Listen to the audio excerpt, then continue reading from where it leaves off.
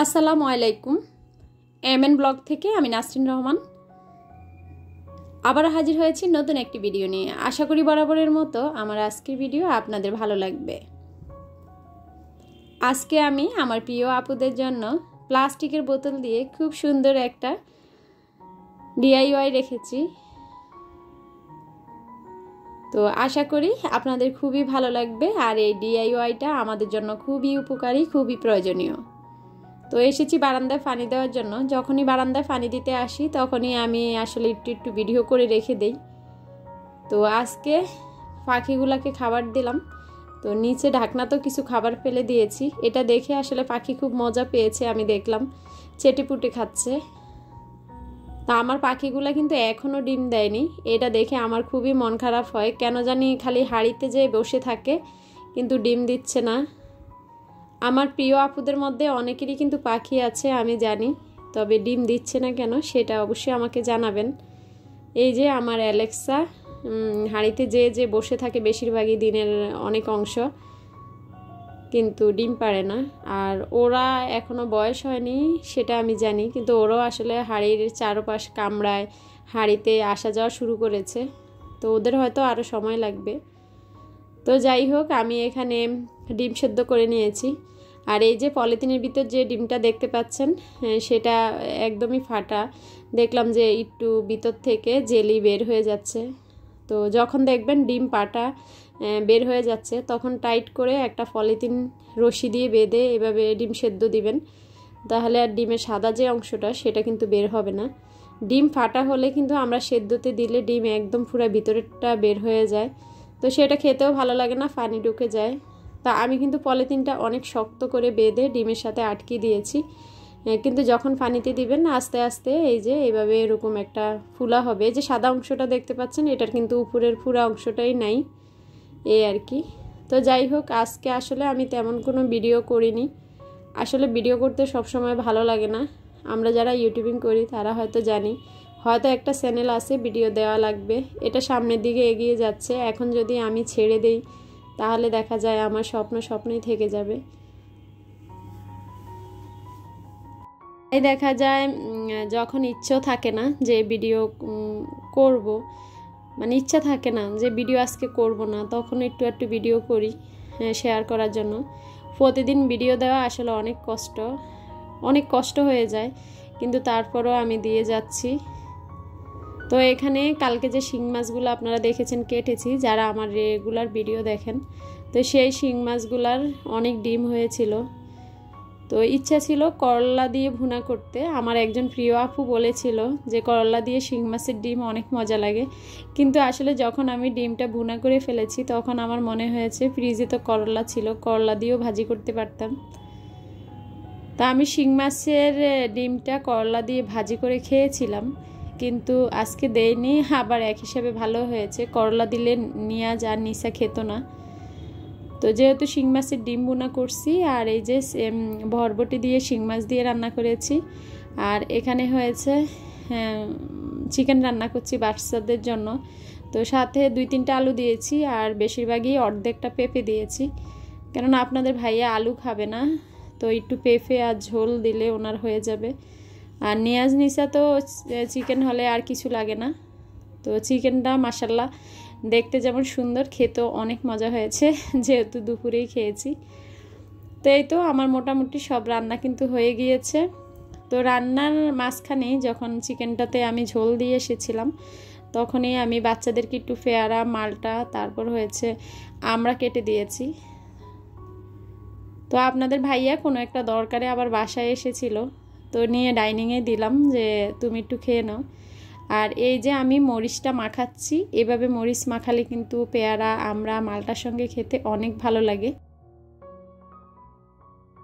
এই মরিচটা মাখানোর নিয়ম হচ্ছে, যদি 3-4 চামচ মরিচ দিবেন তাহলে লবণ দিবেন, আর 1 চামচ মরিচ দিবেন, মানে লবণের পরিমাণটা বেশি হবে, মরিচের পরিমাণটা কম হবে। এইভাবে মরিচ মাখালে বাচ্চারাও পছন্দ করবে, সবাই খেতে ভালো লাগবে আর কি। তো আমি এভাবে বাচ্চাদেরকে দিয়ে দেই, সাথে কলা দিলাম যে যেটা খায়। তো আসলে একটু পরে সবাই গোসল করবে, তারপর ভাত খাবে। তো আপনাদের ভাই আবার বাহিরে চলে যাবে, ওনাকে আমি ভাত দিয়ে দিব। তো বললাম বাচ্চাদের সাথে 2 পিস পেয়ারা খাও। তো চলে আসলাম আজকে DIY কাজে। আমার প্রিয় আপুরা আমার DIY খুবই পছন্দ করে, তাই আমি আসলে প্রতিদিনই যেটা আমার প্রয়োজন, যে হয়তো আমারও এটা কাজে লাগবে, সেরকম কিছু আমি বানিয়ে রেখে দিই এবং আপনাদের সঙ্গে শেয়ার করি। আজকে আমি এই যে কোকের বোতল, এটা দিয়ে একটা DIY করব।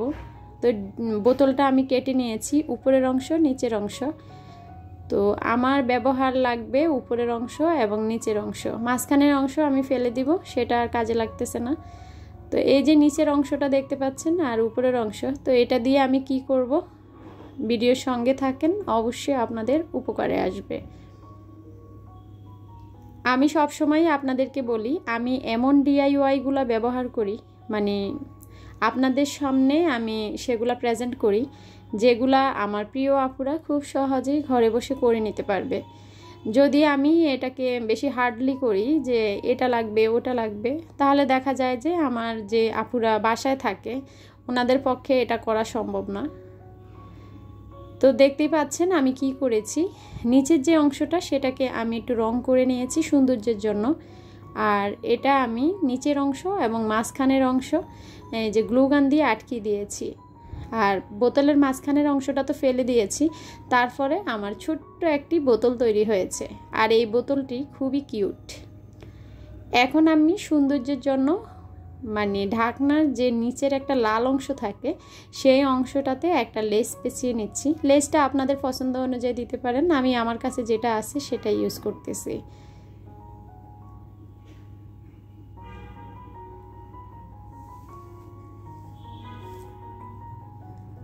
এখন আমি বোতলের যে ঢাকনাটা সেটার পাশেও একটু লেস লাগিয়ে দিচ্ছি দেখার সৌন্দর্যের জন্য।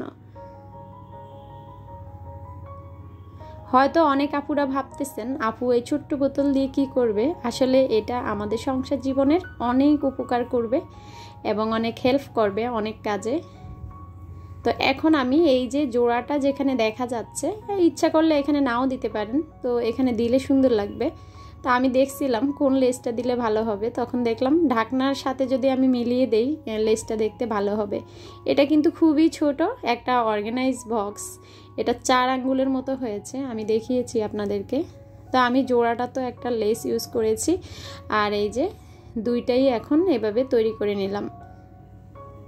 এই জিনিসগুলো বানাতে বেশি সময় লাগে না। অনেকেই বলে আপু তোমার খুব ধৈর্য, কিভাবে পারো। আসলে আপনারা যখন তৈরি করতে বসবেন দেখবেন আসলে 10 মিনিটের বেশি হয়তো এগুলো লাগে না, তবে অবশ্যই আইডিয়াটা আপনার আগে থেকেই মাথায় ব্রেনে গুঁজে রাখতে হবে, তাহলেই কিন্তু খুব সহজে এগুলো তৈরি করে নিতে পারবেন।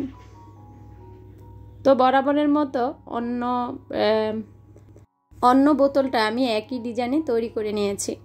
তো এখন আমি এগুলাতে কি রাখবো সেটাই বলছি।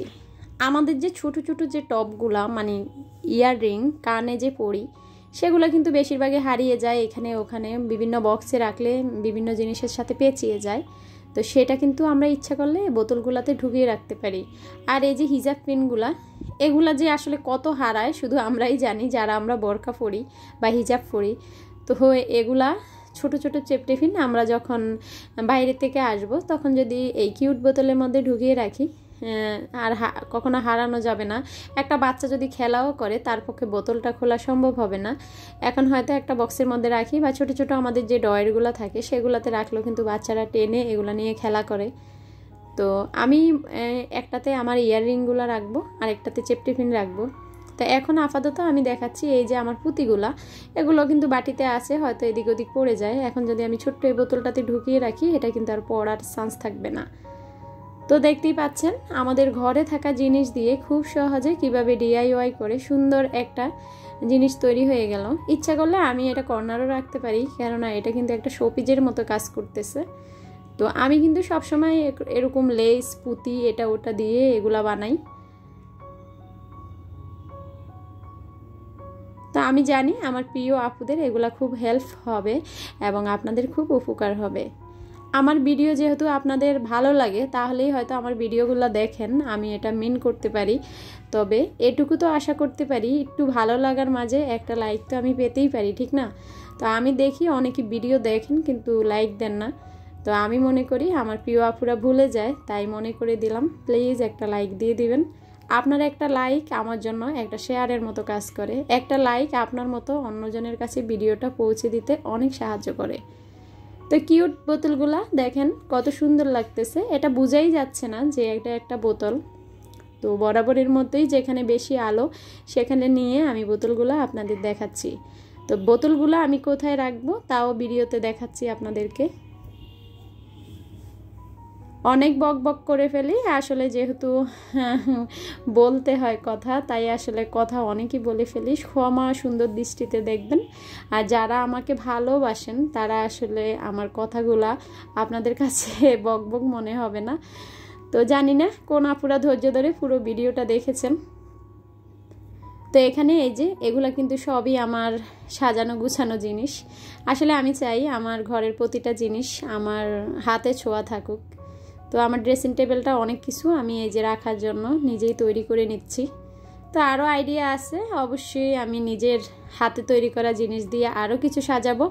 আপনারা আমার ভিডিওর সঙ্গে থাকবেন, MN ব্লগের চ্যানেলের সঙ্গে থাকবেন, তাহলে কিন্তু এই আইডিয়াগুলো পেয়ে যেতে পারেন। সবাই ভালো থাকবেন, সুস্থ থাকবেন। আবারও ফিরে আসবো নতুন ভিডিও নিয়ে। সেই পর্যন্ত আল্লাহ হাফেজ, আসসালামু আলাইকুম।